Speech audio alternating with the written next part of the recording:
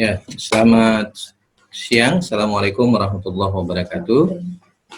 Kali ini kita bertemu kembali membahas materi yang berkaitan dengan manajemen pendidikan dan latihan.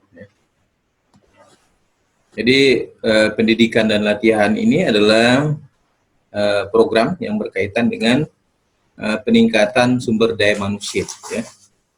Jadi sumber daya manusia itu dapat ditingkatkan melalui pendidikan pelatihan, kemudian melalui pengembangan, kemudian melalui pendidikan. Jadi ada 3 hal, ya, ada pendidikan, pelatihan, dan pengembangan. Nah, ini dilakukan dalam rangka untuk meningkatkan sumber daya manusia. Ya. Oleh sebab itu perlu dilakukan manajemen terhadap program-program tersebut sehingga apa yang ingin kita lakukan itu dapat berjalan sesuai dengan harapan tentunya. Ya, karena kalau tidak di-manage dengan baik atau tidak dikelola dengan baik, maka semua program yang berkaitan dengan pendidikan dan pelatihan itu tidak akan mendatangkan hasil yang maksimal. Ya. Perencanaan dan pelatihan ini pada dasarnya adalah untuk mencapai tujuan yang diharapkan. Jadi serangkaian tujuan itu ditetapkan. Jadi kalau suatu kegiatan tanpa memiliki tujuan, maka kegiatan itu akan tidak tentu arah, ya. Tidak tahu kemana arah yang akan dicapai. Oleh sebab itu sebelum kita melakukan perencanaan pelatihan, maka kita tetapkan dulu tujuannya, ya. Nah, kemana tujuannya yang ingin dicapai. Jadi ketika kita sudah mengetahui tujuan yang ingin kita capai, maka kita akan mudah untuk melaksanakan semua program yang berkaitan dengan pelatihan.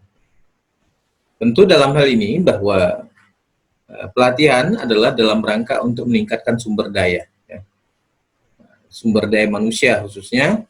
Karena itu dibuatlah serangkaian pelatihan baik itu yang berkaitan pengetahuan, sikap maupun keterampilan, ya, atau yang disebut dengan kognitif, afektif, dan psikomotorik. Ya. Kemudian yang berikutnya adalah berkaitan dengan subjek, siapa saja yang menjadi peserta, ya, pelatihan ini. Saja yang termasuk kategori dalam kegiatan pelatihan ini. Ya, jadi kita harus merancang kalau dia berkaitan dengan tenaga kesehatan, maka pelatihan dilakukan adalah untuk tenaga kesehatan. Kemudian pelatihan tersebut tentu kita harus menyadari bahwa paling tidak subjek dari pelatihan ini memiliki pengetahuan dasar tentang apa yang kita lakukan. Ya. Jadi jangan sampai ketika kita ingin memberikan pelatihan, jadi orang tidak memiliki pengetahuan dasar terhadap pelatihan yang akan diberikan. Jadi kalau ini yang terjadi, maka harus dilakukan ya pendidikan dulu, ya. Ya, karena kalau orang yang akan dilatih itu umumnya adalah harus memiliki pengetahuan dasarnya, sehingga mudah menyesuaikan terhadap sesuatu yang dilatihkan. Kemudian yang berikutnya adalah ada jadwal waktu, katakanlah rentang waktu berkaitan dengan kegiatan, kapan kegiatan itu dilaksanakan. Jadi apakah berapa lamanya, kapan itu dilaksanakan, ini harus direncanakan. Misalnya apakah seminggu, kemudian minggu keberapa, ya, atau bulan keberapa dan tahun keberapa. Ini harus juga direncanakan, termasuk juga durasinya. Banyak pelatihan dilakukan, tetapi akibatnya durasinya diperpendek, ya. Oleh sebab itu perencanaan jadwal pelatihan atau jadwal latihan ini harus dipertimbangkan, atau Jangan sampai latihan yang diberikan sehingga tidak bisa memberikan dampak apa-apa, ya. Tidak meningkatkan kualitas sumber daya manusia. Harapannya adalah ketika pelatihan yang diberikan tentu terjadi peningkatan kualitas sumber daya manusia. Karena pelatihan yang diberikan itu memerlukan anggaran biaya yang cukup besar, ya, dalam program-program pelatihan. Kemudian lokasi atau tempat pelaksanaan latihan itu juga sangat menentukan berkaitan dengan biaya, kemudian efektivitas pelatihan, kemudian dapat meningkatkan bahwa suasana pelatihan itu memberikan nuansa tersendiri bagi subjek pelatihan. Jadi tempat di mana pelatihan itu berada kemudian dapat memberikan suasana yang baru bagi peserta pelatihan sehingga mereka dapat meningkatkan kualitas diri ketika pelatihan itu dilaksanakan dengan suasana yang tenang, yang nyaman tentunya menjadi bahan pertimbangan lokasi pelatihan itu dilakukan. Kemudian yang berikutnya adalah berkaitan jumlah. Ya. Berapa jumlah efektif pelatihan itu dilakukan. Jangan sampai pelatihan itu dilakukan oleh orang yang terlalu banyak sehingga pelatihan itu tidak berjalan efektif. Atau juga jangan terlalu sedikit. Interaksi antar peserta juga tidak berjalan maksimal. Oleh sebab itu, ya, baiknya adalah bagaimana pelatihan itu tidak terlalu banyak dan tidak terlalu sedikit. Ya, bisa saja dalam satu kelompok rombel, kelompok belajar itu bisa ya sekitar 30-40 orang. Nah, ini kan sangat mempengaruhi dalam kegiatan belajar, ya, atau dalam pelatihan. Kemudian kita katakan tadi bahwa dalam pelatihan ini paling tidak peserta pelatihan itu sudah memiliki pengetahuan dasar, ya. Sehingga pelatihan diberikan itu akan memberikan dampak bagi peningkatan kualitas sumber daya. Oleh sebab itu kualifikasi peserta latihan itu juga sangat diperhatikan, baik itu kemampuan intelijensinya, kemudian produktivitasnya, kemudian semangat untuk mengikuti pelatihan. Jangan sampai orang yang diberikan pelatihan orang sudah lanjut usia sehingga mereka tidak efektif lagi, ya, untuk meningkatkan kualitas dirinya. Oleh sebab itu dilakukan orang-orang yang produktif, ya, lakukan pelatihan supaya mereka memiliki harapan pada masa yang akan datang dapat mengembangkan potensi dirinya atau potensi orang lain yang berkaitan dengan keterampilan yang diperoleh dari pelatihan itu sendiri. Kemudian dari apa yang dilakukan adalah bagaimana di samping peserta pelatihan itu juga menjadi bahan perhatian utama, instruktur juga sangat menentukan, ya. Jadi kualifikasi instruktur, kompetensi instruktur, kemudian kemampuan atau jam terbang katakanlah instruktur ini dalam memberikan pelatihan itu sudah tidak diragukan lagi kemampuannya. Ini sangat perlu dilakukan supaya instruktur yang berpengalaman, instruktur yang memiliki kompetensi, memiliki kualifikasi, ya akan memberikan seluruh keahliannya, keterampilannya kepada orang lain, mentransfer baik transfer of knowledge atau transfer of skill. Ini dapat dilakukan sehingga apa materi yang disampaikan itu dapat dipahami dengan mudah karena kemampuan atau pengalaman dari instruktur ini sehingga seluruh materi yang disampaikan itu dapat sesuai dengan keadaan nyatanya. Ya, jangan sampai banyak teoritisnya, karena pelatihan ini lebih pada kemampuan keterampilan, ya, expert atau katakanlah skill. Ya, jadi orang yang sebagai instruktur ini adalah orang-orang lapangan, orang yang berlaku sebagai praktisi. Ya. Ya, jangan sampai yang memberikan pelatihan itu lebih banyak pada teoritis. Jadi seolah-olah itu lebih arahnya pada pendidikan. Ya. Adapun metode yang digunakan dalam bentuk pelatihan adalah metode lama, melatih pegawai baru. Ya. Jadi pegawai baru ini dilatih berkaitan dengan pekerjaan yang akan dilakukan. Metode ini adalah metode yang sangat lama. Jadi ketika orang baru masuk, kemudian diberikan pelatihan pekerjaan, ya. Nah, jadi supaya dia memiliki kemampuan menyelesaikan atau melaksanakan seluruh tugas-tugas yang berkaitan dengan pekerjaan. Nah, ini diharapkan supaya orang yang baru, orang yang belum punya pengalaman sama sekali, kemudian diberikan pelatihan dasar berkaitan dengan pekerjaan. Tentu saja sifatnya harus bersifat teknis, ya, tidak konseptual, ya, karena mereka berkaitan langsung dengan apa yang mereka kerjakan, ya. Jadi sifatnya adalah sifat teknis, ya, operasional. Nah, jadi pelatihan pegawai baru ini sangat penting dilakukan sehingga mereka memudahkan mereka dalam melaksanakan seluruh tugas yang menjadi beban dan tanggung jawab bagi pegawai baru tersebut. Kemudian cara baru melatih pegawai baru. Ya, jadi tentu tidak hanya on job training, ya, tetapi juga perlu ada bimbingan, ya. Bimbingan, pengarahan, evaluasi ya, dilakukan terhadap pegawai baru sehingga mereka mengikuti tahapan-tahapan yang harus mereka lalui. Jangan sampai pegawai baru ini lompat, ya.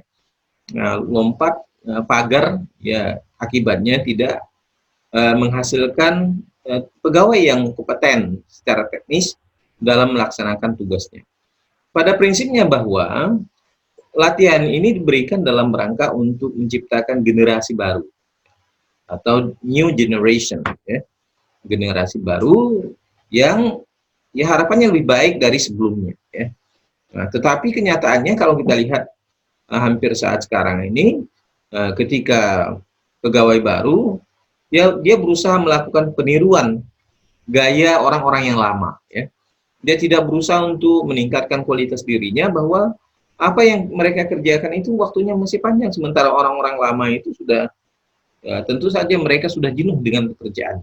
Nah, inilah perlu dilakukan cara baru untuk memberikan pelatihan kepada pegawai baru dalam rangka untuk meningkatkan kompetensi, kualifikasi, kemudian jam terbang mereka dalam melaksanakan tugas-tugas teknis tadi. Kemudian melatih supervisor dan manajer, ya. Jadi ketika pegawai baru ini diberikan pelatihan, maka mereka memiliki seperangkat keterampilan, ya, untuk melaksanakan tugas-tugas teknis dan operasional. Ya. Di samping itu juga perlu dilakukan pelatihan supervisor bagi pegawai yang sudah begitu lama, ya, yang sudah lama kemudian mereka meningkat menjadi supervisor dan manajer. Pelatihan ini dilakukan agar mereka tidak hanya kemampuan teknis yang selama ini mereka miliki, tetapi juga dapat melakukan supervisi, ya, atau pengawasan, ya, terhadap pekerjaan-pekerjaan yang sudah dilakukan, apakah sudah memenuhi standar mutu yang diharapkan, atau yang biasa disebut dengan quality control, ya. Jadi pekerjaan yang dilaksanakan apakah sudah memenuhi syarat sesuai dengan tahapan-tahapan yang dilalui, termasuk juga kualitas yang dihasilkan. Kemudian pelatihan terhadap manajer, ya, mulai dari manajer rendah atau yang disebut dengan lower management, middle management, sampai pada top management, ya. Tahapan atau jenjang ini perlu dilakukan dalam rangka untuk melakukan rekrutmen, ya, penyaringan bahwa ada sekelompok orang yang memiliki kompetensi, yang memiliki kemampuan dan dapat melaksanakan tanggung jawab ini secara baik. Ini harapannya. Jadi jangan sampai ketika kita memilih, ya, karyawan, pimpinan itu tidak dapat mengerjakan tugas-tugas yang menjadi tanggungan mereka atau menjadi tanggung jawab mereka. Nah, ini menjadi persoalan ketika kita memberikan wewenang dan tanggung jawab pada orang yang tidak kompeten atau orang yang tidak memiliki kualifikasi dan kompetensi. Ya, akibatnya mereka tidak bisa melaksanakan tugas-tugas mereka. Ya, sebagai contoh misalnya seorang manajer. Ya, paling tidak memiliki 4 tugas, ya, yaitu tugas perencanaan, ya, planning, kemudian tugas organizing, mengorganisasi. Bagaimana orang ini mau bekerja sama dari organisasi-organisasi yang ada, bahwa antara satu orang dengan orang lain adalah merupakan satu keseluruhan yang tidak bisa dipisahkan, ya. Maka kegagalan satu orang itu akan berdampak kepada kegagalan orang lain. Kemudian menggerakkan mereka, ya, dengan motivasi, bukan hanya dengan hukuman dan sanksi, tetapi bagaimana kita menumbuhkan semangat orang bekerja tanpa pamrih, ya, ikhlas, dengan kesenangan, dengan hobi, kemudian dengan semangat yang tinggi untuk mengerjakan pekerjaan yang harus menjadi tanggung jawab. Kemudian mengawasi, controlling, yaitu mengawasi berjalannya pekerjaan. Jangan sampai pekerjaan yang sudah dilakukan dibiarkan begitu saja. Perlu dilakukan pengawasan, ya, sesuai dengan standar yang dibutuhkan dari organisasi tadi. Kemudian ada reporting, yaitu pelaporan, ya, melaporkan seluruh kegiatan, baik yang bersifat teknis, ya, konseptual, kemudian dari seluruh proses yang sudah berjalan, sehingga dapat dijadikan sebagai hasil evaluasi, ya, atau evaluation, ya, terhadap seluruh pekerjaan, seluruh yang dikerjakan, ya, sehingga dilakukan penganggaran yang baik pada masa yang akan datang. Sehingga penganggaran yang disusun tentu dengan mempertimbangkan aspek-aspek dari hasil evaluasi tadi. Kemudian evaluasi pelatihan. Kita tadi bicara tentang evaluasi, fungsi dari manajemen. Kali ini kita akan melihat evaluasi pelatihan. Jadi pelatihan yang dilaksanakan harus dapat dievaluasi atau dinilai, sehingga rekomendasinya nanti bisa dilanjutkan, bisa dilakukan perbaikan, atau bisa juga dihentikan, ya, pelatihan tersebut. Ya, kalau misalnya pelatihan tersebut bisa dinilai, dievaluasi, kemudian dapat diperbaiki, ya itu lebih baik, ya. Kemudian evaluasi juga bisa menentukan bahwa program pelatihan ini dapat dilanjutkan atau tidak bisa dilanjutkan, atau juga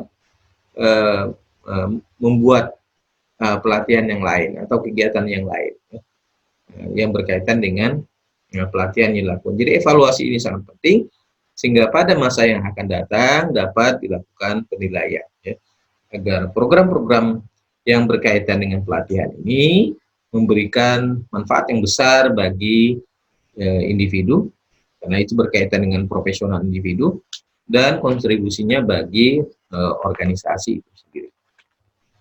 Adapun pengertian dari evaluasi itu sendiri, menurut Ernest G. McCormick, ya, dia mengatakan, as Goldstein and Buckton point out, the evaluation training center around two interacting concerns. First, the establishment of measure of success criteria and experimental design used in the evaluation. Jadi dia mengatakan bahwa evaluasi adalah pusat latihan dari dua sekitar interaksi, dengan menitik perhatian atau menitik perhatian pada pengukuran keberhasilan, ya, the establishment of measures of the success criteria, ya, yaitu mengukur keberhasilan dari kriteria yang dibangun atau dibentuk, ya. Kemudian yang kedua adalah bahwa mendesain eksperimen, ya, dengan menggunakan evaluasi itu sendiri, ya. Nah, ini yang menurut Ernest G. McCormick ini berkaitan dengan evaluasi. Sekarang kita lihat kriteria dalam evaluasi pelatihan. Yang pertama adalah bahwa evaluasi pelatihan ini dapat dilakukan dengan menggunakan kriteria pendapat. Nah, kriteria pendapat ini adalah kriteria yang berdasarkan pada opinion, ya, pendapat orang per orang, ya, berkaitan dengan pelatihan yang dilakukan. Jadi dia bisa menyampaikan pendapat berkaitan dengan pelatihan, kemudian keberhasilan, kemudian prosesnya, kegagalan atau hambatan yang selama ini berjalan berkaitan dengan pelatihan. Jadi setiap orang harus memberikan opininya dengan cara yang jujur, ya, tanpa ada rasa kebencian, tanpa ada rasa tidak senang, ya, tanpa ada ingin menjatuhkan orang lain, ya. Jadi apa yang disampaikannya adalah berdasarkan pada kriteria-kriteria tertentu dalam memberikan pendapatnya. Sehingga apa yang disampaikannya adalah berdasarkan apa yang dilihat, apa yang didengar, dan apa yang dirasakannya.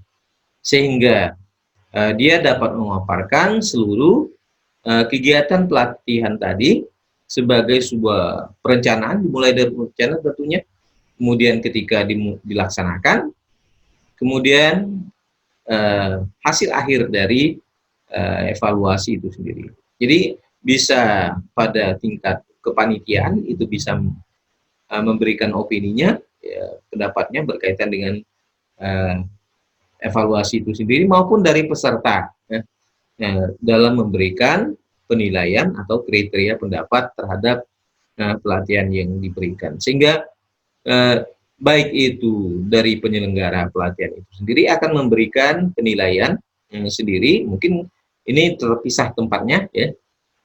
Jangan sampai terjadi satu tempat, sebaiknya dipisah antara panitia yang memberikan opini tentang pelatihan itu sendiri, kriteria pelatihan itu sendiri, kemudian mereka memberikan saran, ya, agar ke depan pelatihan itu sebaiknya apa yang harus dilakukan, termasuk dalamnya adalah peserta pelatihan itu sendiri.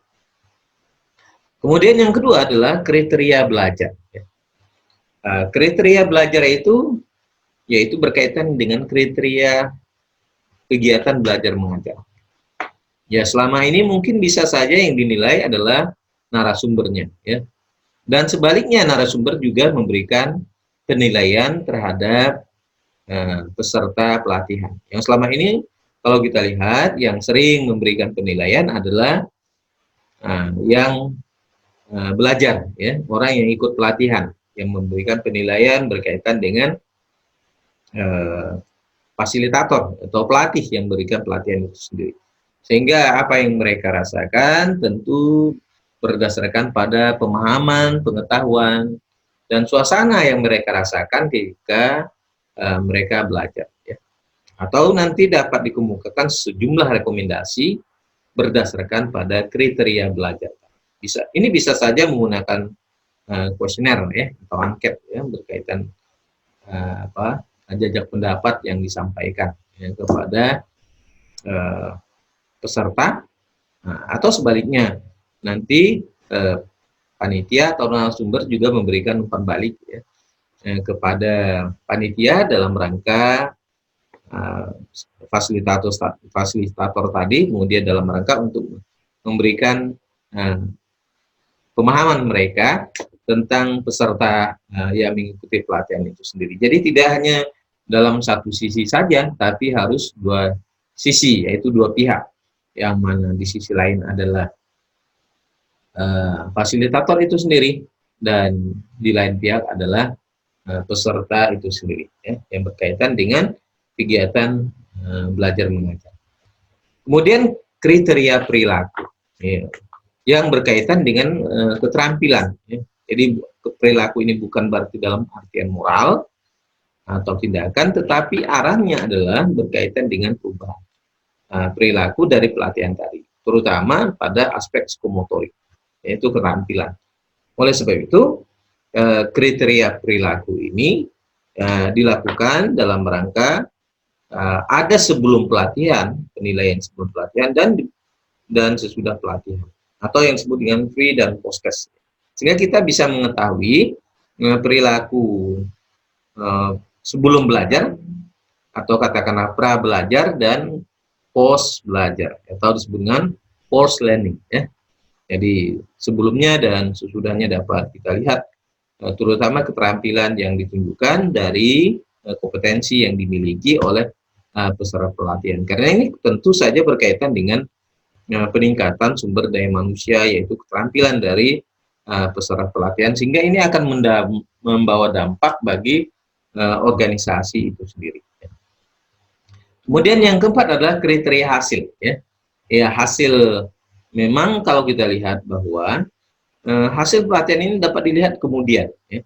Tetapi dapat juga kita setelah pelatihan, ya, dengan serangkaian pelatihan, evaluasi, pembelajaran, tentu kita akan bisa melihat ya, sebagian di antara peserta ini memiliki kemampuan, ya, keterampilan ketika setelah mengikuti pelatihan ini. Nah, ini dapat dijadikan sebagai tolok ukur berapa jumlah atau katakanlah berapa persen mereka menguasai materi yang sudah disampaikan berkaitan dengan keterampilan atau psikomotorik yang mereka miliki ketika pelatihan itu sudah dilakukan. Ya.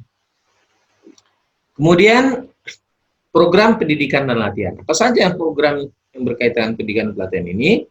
Yaitu program pendidikan dan latihan ini tentu saja berkaitan dengan peningkatan produktivitas kerja.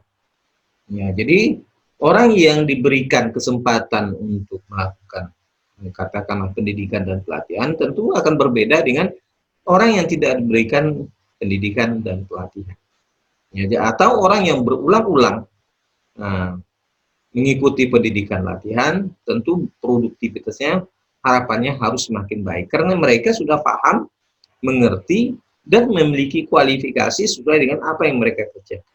Sehingga setiap mereka bekerja, produktivitasnya akan semakin baik.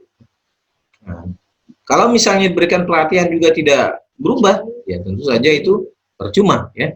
Diberikan pelatihan lebih baik ya orang yang sebagai peserta pelatihan itu harus diganti ya. Diganti dengan orang lain karena dia tidak kompeten.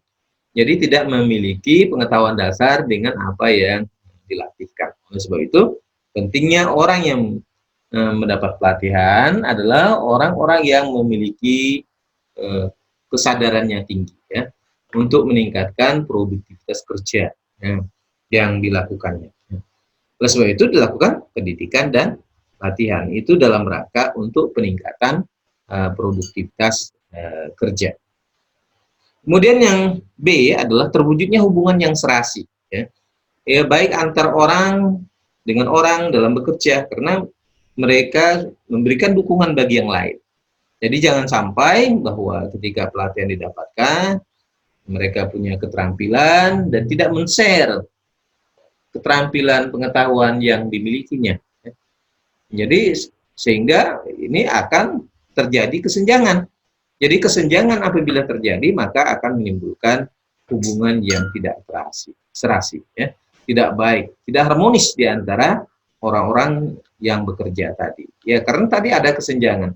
Satu orang memiliki keterampilan, kompetensi, kemampuan, tapi di sisi lain ada yang tidak memiliki kemampuan atau katakanlah tidak memiliki kompetensi sebagaimana yang diharapkan tadi. Nah, karena itu pendidikan dan pelatihan itu harus bisa memberikan dampak, ya, dampak perubahan bagi hubungan yang serasi. Karena tadi satu orang yang diberikan pelatihan atau beberapa orang yang mendapatkan pendidikan dan pelatihan itu berusaha untuk menularkan pengetahuan mereka kepada yang lain sehingga mereka yang lain itu akan bertanya kepada orang yang memberikan pelatihan tadi, ya, orang yang menerima pelatihan tadi, kemudian mereka membagi. Jadi hubungan terus berjalan dengan baik. Sharing atau membagi pengetahuan, kemudian mendiskusikan ya hasil ketika mereka mengikuti pelatihan itu sendiri. Jadi kalau itu tidak dilakukan maka tentu saja kesenjangan hubungan antara orang yang diberikan pelatihan dan orang yang tidak diberikan pelatihan akan terjadi kecemburuan, ya, kesenjangan antara hubungan pribadi, dan ini membuat organisasi menjadi tidak sehat. Ya. Nah, oleh sebab itu bagaimana kita memberikan kontribusi agar orang-orang yang ada di dalam organisasi itu memiliki kesempatan yang sama dalam meningkatkan kualitas dirinya.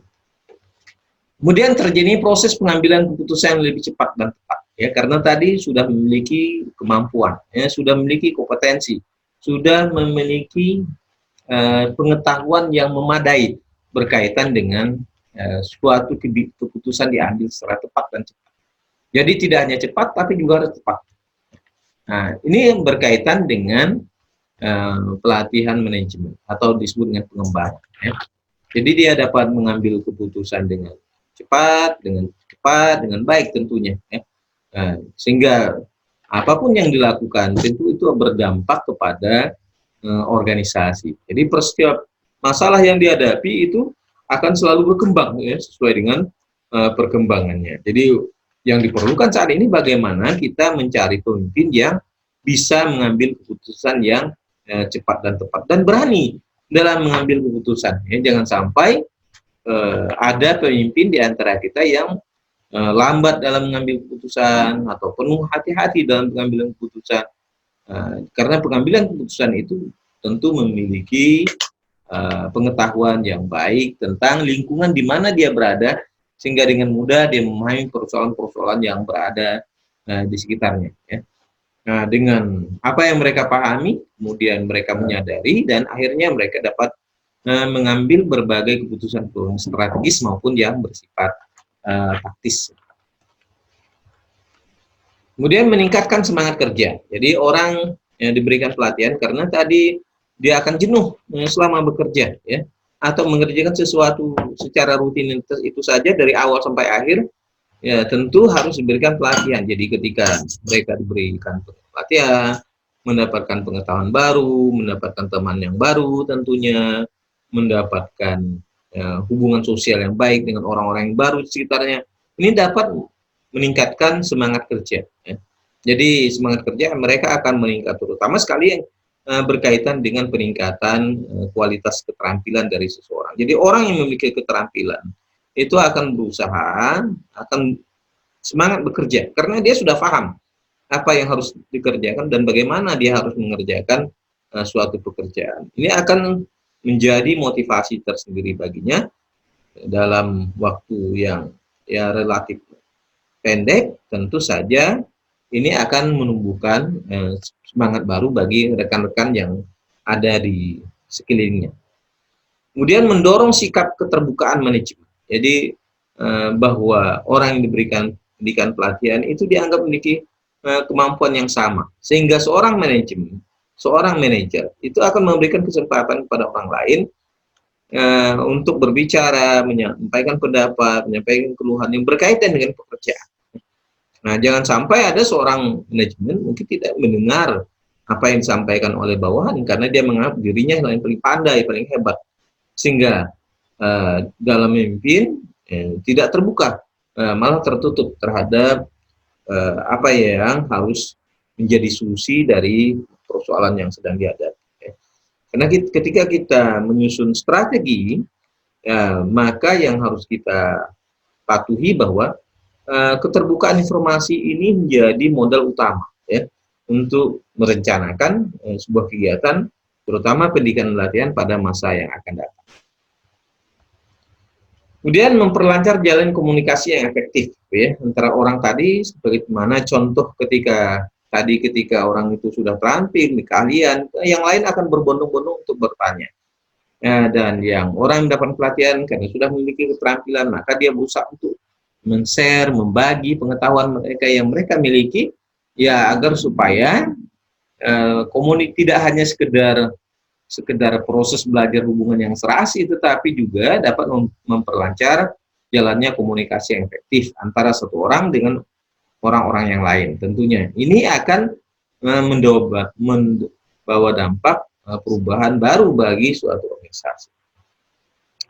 Kemudian yang G adalah menyelesaikan konflik fungsional antara satu dengan yang lainnya. Biasanya kita dalam bekerja itu tidak hanya sekedar kompetisi, ya, tapi juga kooperasi. Ya. Jadi operasi ini yang paling penting bagaimana kita menumbuhkan kesadaran bersama. Ya, jika jangan dibangun kompetensi di antara mereka. Tapi kita tunjukkan bahwa dalam bekerja yang harus kita tekuni adalah bagaimana kita dapat bekerja sama dengan yang lain. Karena prinsipnya organisasi itu kan kerjasama, ya, satu orang dengan orang lain, dan orang tidak akan berhasil kalau tidak ada orang lain. Ya. Keberhasilan seseorang itu sangat ditentukan dari orang lain, karena orang lainlah yang sebenarnya memberikan wewenangnya kepada kita supaya kita dapat menjalankan amanah ini secara baik, ya, untuk kebaikan bersama, untuk kebaikan mereka dan kebaikan orang-orang yang menjadi tanggung jawab dari seorang pemimpin itu. Kemudian ada 10 manfaat bagi organisasi, ya, yang berkaitan dengan pendidikan yang latihan dilakukan. Yang pertama adalah membantu para pegawai membuat keputusan yang lebih baik. Ya. Jadi pegawai, karyawan akan menjadi orang-orang yang paling utama dalam memudahkan mereka untuk mengambil keputusan. Ya. Lebih baik berdasarkan pada hasil belajar yang mereka dapatkan. Jadi pengetahuan, keterampilan, sikap yang mereka dapatkan dari hasil belajar itu kemudian mereka membuat keputusan yang lebih baik dari sebelumnya karena mereka memiliki pengetahuan akan itu. Nah, jadi pengetahuan yang mereka miliki diharapkan mereka lebih bijaksana dalam mengambil keputusan tadi. Jadi tidak hanya keputusan itu diambil dalam waktu yang singkat, tetapi juga kualitas dari keputusan itu pada masa yang akan datang.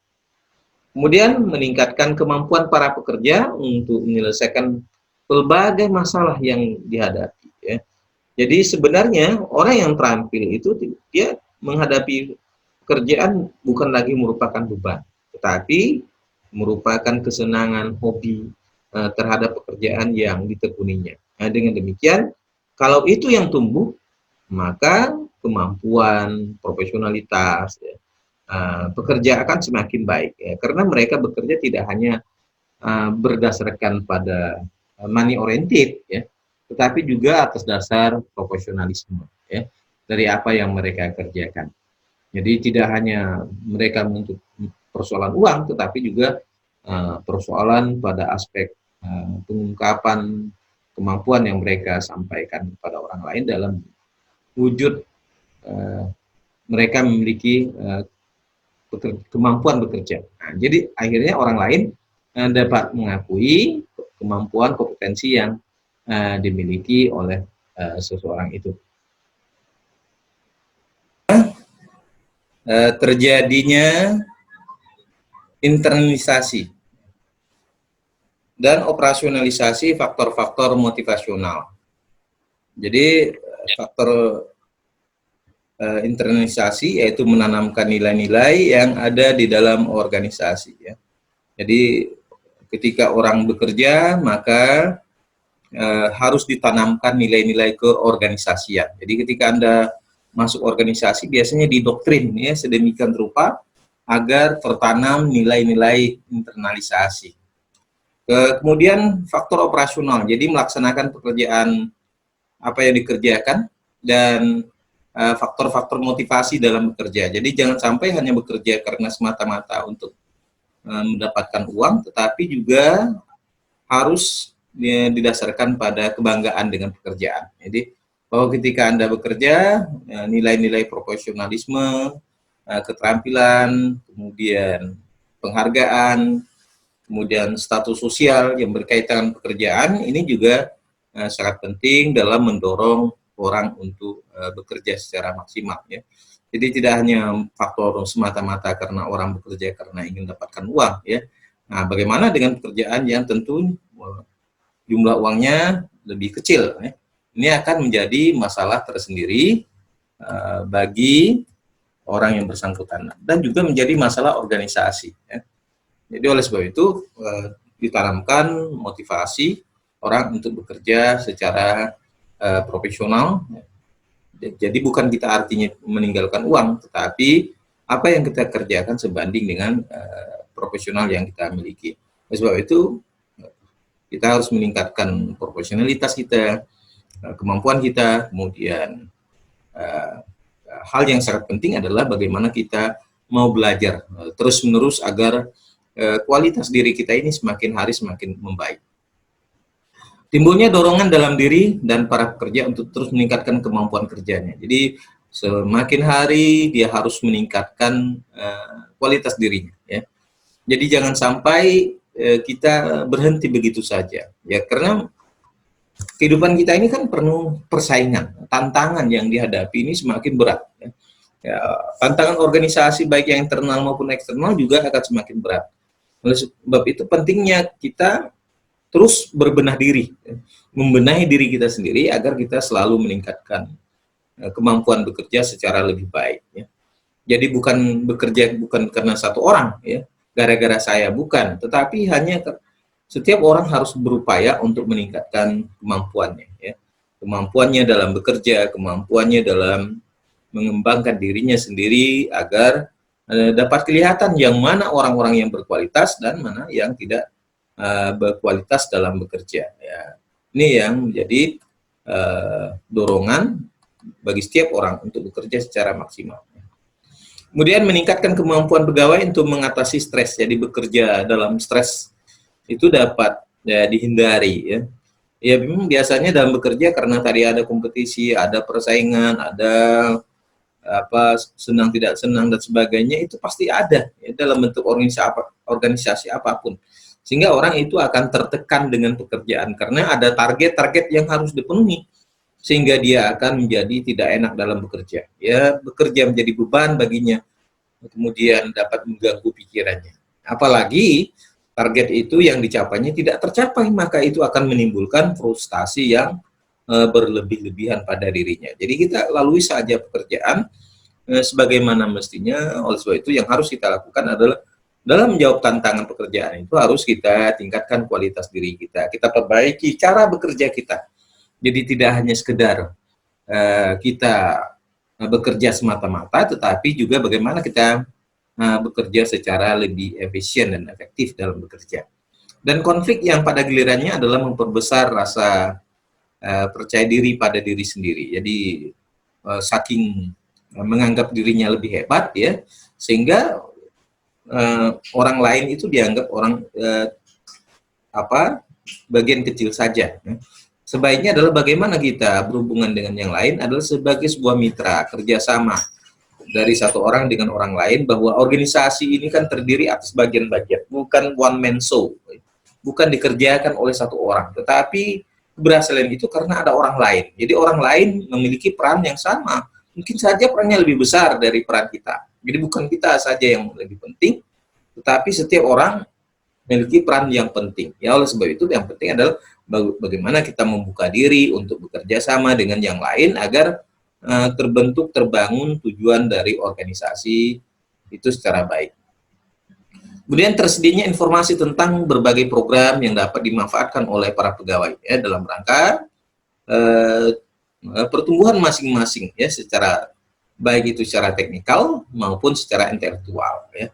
Jadi harus ada informasi yang jelas berkaitan dengan program-program yang dapat dimanfaatkan oleh karyawan baru, dan karyawan lama, baik itu yang berkaitan dengan aspek yang teknik maupun aspek yang bersifat non teknis atau intelektual. Jadi sehingga informasi yang ada, program-program yang akan dilaksanakan itu dapat merefresh kembali pengetahuan, kemudian keterampilan, kemudian kompetensi dari seseorang atau karyawan tadi akan semakin baik. Ya biasanya karena faktor mereka tidak pede itu disebabkan karena tidak mampu. Nah, ini yang menjadi persoalan ya. Jadi orang tidak mampu bekerja sehingga dia tidak yakin dengan pekerjaannya. Ya karena dia tidak yakin, maka dia sulit mengembangkan potensi dirinya. Nah, karena itu yang penting adalah bagaimana kita meningkatkan potensi diri kita, kualitas diri kita, profesionalitas kita, sehingga apa yang kita kerjakan itu dapat meningkatkan kepuasan dalam bekerja. Jadi kepuasan bekerja karena kita senang dengan pekerjaan kita, karena kita memiliki kompetensi dengan pekerjaan, karena kita mampu menjawab semua tantangan pekerjaan itu dengan sejumlah kemampuan yang kita miliki, maka kita akan puas dalam bekerja. Meskipun sebenarnya pekerjaan itu berat, tetapi karena kita senang, kita puas dengan pekerjaan itu, dan kita mencintai pekerjaan itu, tentu kita akan menjadi orang yang puas dengan pekerjaan yang kita jalani pada saat ini. Ya. Kemudian semakin besarnya pengakuan atas kemampuan seseorang. Jadi kalau kita meningkatkan kemampuan diri kita dalam bekerja, tentu orang akan merasa kehilangan pada diri kita. Ya. Karena orang tergantung kepada diri kita. Mengapa? Karena kita memiliki kemampuan ya, dalam bekerja. Sehingga orang mengakui bahwa kalau tidak si A ini, ya, karena dia telah menghasilkan, menelurkan beberapa hasil karya yang sangat baik, sehingga orang mengakui eksistensinya, ya, keberadaannya, kemampuannya dengan berbagai hal yang dapat dikembangkannya tadi. Ya. Nah, oleh sebab itu yang paling penting adalah bagaimana kita bekerja secara lebih baik, profesional. Tentunya dengan tetap memberikan motivasi pada diri kita. Ya. Dalam menjawab tantangan pekerjaan yang semakin hari semakin kompleks. Jadi Anda tidak bisa berleha-leha pada saat ini karena persaingan dengan orang lain, ya, dengan bidang ilmu yang sama itu persaingan cukup berat, ya, apalagi dengan orang yang berbeda disiplin ilmunya. Kemudian semakin yang sembilan adalah semakin besarnya tekad bekerja untuk lebih mandiri. Jadi orang diasah, ya. Tadi malam saja saya sudah latihan pembuatan open journal system. Jadi dua kali dalam satu minggu ini sudah pelatihannya. Ya, itu dalam rangka untuk meningkatkan kualitas kita. Ya. Jadi penulisan karya ilmiah ini ya, dilatih, ya, terus di-upgrade terus-menerus supaya kita memiliki kemampuan. Tidak hanya kita ikut belajar, tapi juga kita harus mengerjakan. Nah, jadi tujuannya adalah supaya kita semakin hari semakin baik, semakin berkualitas. Untuk menulis karya tulis ilmiah itu ya tidak memerlukan waktu yang begitu lama, karena kita harus melatih diri kita agar kita bisa menjawab tantangan pekerjaan. Jadi pekerjaan yang kita hadapi jauh lebih berat, ya, kalau kita tidak akan mempersiapkan diri kita. Jadi ketika kita ingin lebih baik, tentu kita harus mempersiapkan diri kita. Jadi kalau kita sudah siap dengan diri kita, maka kita tidak akan kesulitan dengan pekerjaan apapun yang diberikan kepada kita. Jadi kita harus memiliki kemampuan untuk mengasah diri kita sendiri agar kita memiliki kompetensi. Kemudian yang 10 adalah mengurangi ketakutan, ya, menghadapi tugas-tugas baru di masa depan, ya. Ya memang pada masa yang akan datang banyak tugas-tugas yang memerlukan keterampilan, pengetahuan, skill yang lebih tinggi. Ya. Jadi tidak hanya apa yang kita dapatkan saat ini, ya, tetapi kita harus memberikan solusi bagi diri kita sendiri dalam menjawab persoalan-persoalan pada masa yang akan datang. Jadi misalnya saya pernah memberikan pelatihan pembuatan masker, kemudian hand sanitizer, kemudian membuat sabun cuci cair, cuci tangan cair. Itu tujuannya adalah supaya ketika mahasiswa nanti di masyarakat, di lapangan, menghadapi persoalan yang sama, itu dapat menyelesaikan masalahnya. Ya. Jadi kita latih dalam rangka untuk meningkatkan keterampilan, dan kita jangan bosan, ya, dengan belajar. Karena belajar prinsipnya adalah bagaimana kita menghadapi persoalan pada masa yang akan datang dengan sejumlah kemampuan. Jadi kita asah kemampuan kita dari hari ke hari, kita latih diri kita dari hari ke waktu dalam rangka untuk meningkatkan kualitas diri tadi. Langkah-langkah dalam pendidikan, program pendidikan dan latihan ini adalah pertama menentukan kebutuhan. Jadi mengapa saya buat program pembuatan masker, kemudian hand sanitizer, kemudian sabun cuci tangan cair, itu dalam rangka tuntutan persoalan misalnya pandemik COVID-19 pada saat ini, ya, dalam rangka untuk mencegah orang tidak tertular kalau menggunakan masker, meskipun masker itu proteksinya adalah 70%. Ya. Nah, tetapi dengan cuci tangan itu juga akan mengurangi, ya. Nah, kemudian dengan hand sanitizer itu juga akan mengurangi. Ya.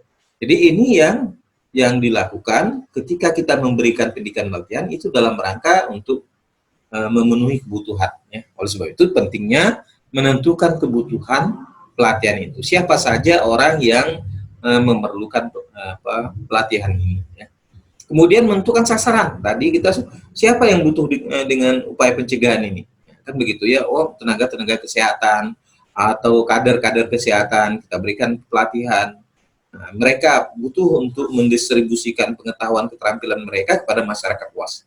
Kemudian menentukan sasaran. Sasarannya tadi ya mahasiswa, sukarelawan, kemudian kader kesehatan. Ini sebagai sasaran. Ya, sebab mereka nantinya juga akan memberikan pelatihan kepada orang-orang ya, yang lain ya. Kemudian menentukan program ya, kapan kegiatan dilaksanakan, apa saja peralatan yang diperlukan, siapa fasilitatornya, kemudian berapa lama pelaksanaan kegiatan, berapa biaya yang dikeluarkan. Ini berkaitan dengan program ya. Program apa yang harus dijalankan ya. Kemudian yang berikutnya adalah berkaitan dengan prinsip belajar ya. Nah, bahwa orang belajar, orang dewasa dengan anak-anak kita kan sudah membedakan bahwa cara belajar orang dewasa dan anak-anak itu berbeda. Ada yang disebut dengan pedagogik, yaitu pada umumnya di bawah SMA ke bawah atau SMK ke bawah itu lebih menekankan pada belajar pedagogik, ya, yaitu pembelajaran pada anak. Nah, sementara pada orang dewasa adalah pembelajaran andragogi, ya, yang lebih menunjukkan pada keterampilan. Ya. Jadi mereka belajar lebih pada untuk menjawab persoalan-persoalan. Ya. Kemudian 5 hal yang harus dilakukan tadi ya dalam rangka menentukan kebutuhan, kemudian menentukan sasaran, menentukan program, kemudian prinsip-prinsip belajar, dan dari keempat hal tadi ya, dari 4 ini ya, termasuk yang kelima ini adalah ya harus melakukan ya, metode yang baik ya dalam proses penentuan pendidikan pelatihan. Yang penting adalah harus ada partisipasi dari peserta itu sendiri, yaitu baik itu tenaga, waktu, pikiran maupun termasuk dana ya. Harus ada partisipasi ya, tentu saja dalam rangka untuk mewujudkan program pelatihan itu dapat berjalan sebagai mestinya. Kemudian yang tidak kalah penting adalah repetisi, ya, pengulangan. Jadi harus dilakukan secara berulang-ulang, jangan ketika lupa diingatkan pelatihan dan terusnya ya.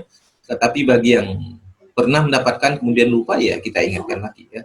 Kemudian relevan dengan masalah yang dihadapi ya, dengan kebutuhan. Nah, misalnya sekarang ini yang berkaitan dengan pandemik, tentu pelatihan-pelatihan yang berkaitan dengan pandemik. Kemudian pengalihan ya, pengalihan ketika kita harus cari substitusinya, penggantinya. Kalau tidak ini maka yang ini. Nah, ini dia lakukan pengalihan dan umpan balik dari pelatihan itu sendiri. Sehingga ini akan memberikan dampak bagi masyarakat atau kelompok sasaran dalam menjawab kebutuhannya tadi. Adapun prinsip-prinsip belajar yang menonjol dari kegiatan pelatihan ini adalah yang sering digunakan adalah metode ceramah ya. Ini adalah metode yang paling umum digunakan ya. Dan termasuk dalam metode yang paling tertua ya. Metode ceramah ini ya. Ya dikatakan hampir tidak efektif, tapi sebenarnya sangat efektif dilakukan ya. Tergantung pada siapa pendengarnya ya, audiennya. Ya, kalau audiennya menganggap itu penting, maka dia akan berusaha untuk mendengar. Tapi kalau dia menganggap tidak penting ya maka mereka tidak akan mendengarkan ya. Itu berkaitan dengan metode yang tertua yang sering digunakan ya. Kemudian pelatihan vestibul ya. Tentu saja disesuaikan dengan ruang lingkup materi yang dipelajari.